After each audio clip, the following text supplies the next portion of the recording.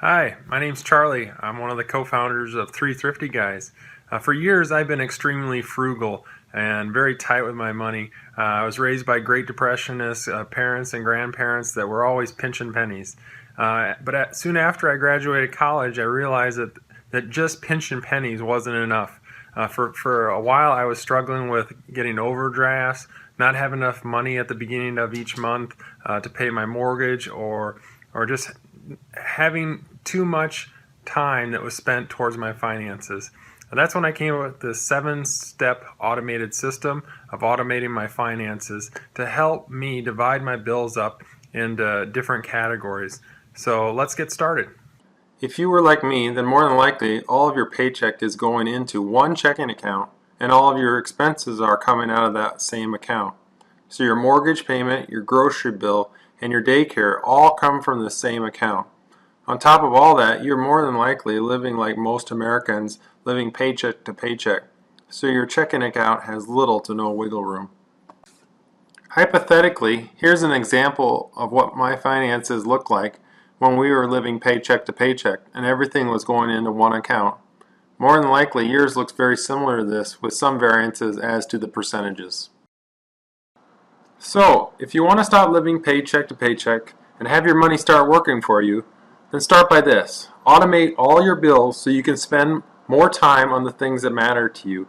And if you want to visualize your money flowing in and out of different accounts, then start with this easy 7-step program to automate your finances. To get started, you need to write down all of your fixed expenses. This is everything from your mortgage, student loans, car payment, garbage hauling, tithing, and any utilities that you can get on an even payment plan. I prefer to report all of my fixed expenses in Microsoft Excel personally, but it really doesn't matter. You can write it all down on a sheet of paper and total it all up. The point is to have all your recorded items in one area. In addition, on the same sheet, make sure you write down what day the fixed expenses is scheduled to be withdrawn. This will help you make sure that you have enough in your account at the time of a withdrawal. Lastly, I highly recommend you get as many payments on even payment plans as possible. This is especially helpful for utilities. Not a necessity, but will help you with your overall long-term goals. So in moving along in our example, here's how it might look after you total all your fixed expenses. In our above example, you can see how my total monthly fixed expenses is $2,871 and totals for about 47% of my expenses. At this point, don't worry about the variable expenses, but just focus on getting your total fixed expenses accounted for. Now, using the same fixed expense sheet, figure out how often you get paid. If you're paid monthly, then it would be $2,871.52 divided by 1. Obviously, $2,871. But if you're paid every 2 weeks, bi-weekly, then use $2,871.52 divided by 2, which your total would be $1,435.76 as shown here.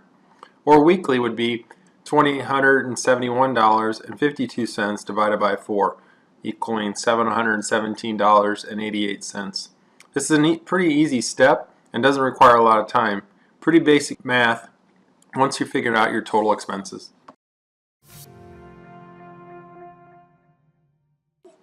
Now here's where the rubber hits the road. I want you to use your primary checking account that you already have set up to pay all of your fixed expenses. More than likely, most of your already automated bills are paid from this account.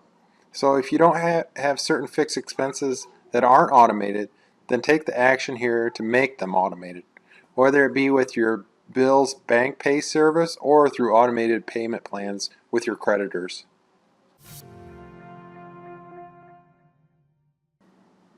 In moving to step 4, shop around for a high interest checking account that doesn't charge for ATM withdrawals.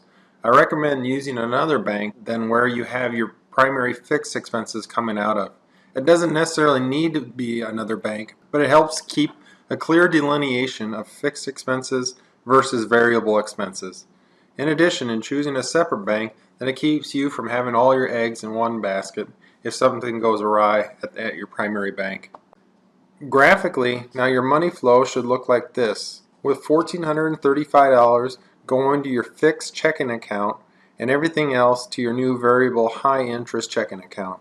So now that you've done the hard legwork in calculating and automating all your bills, then you can change your employer's direct deposit policies. Your first transaction should be to change your direct deposit for $1,435 every 2 weeks to your fixed checking account.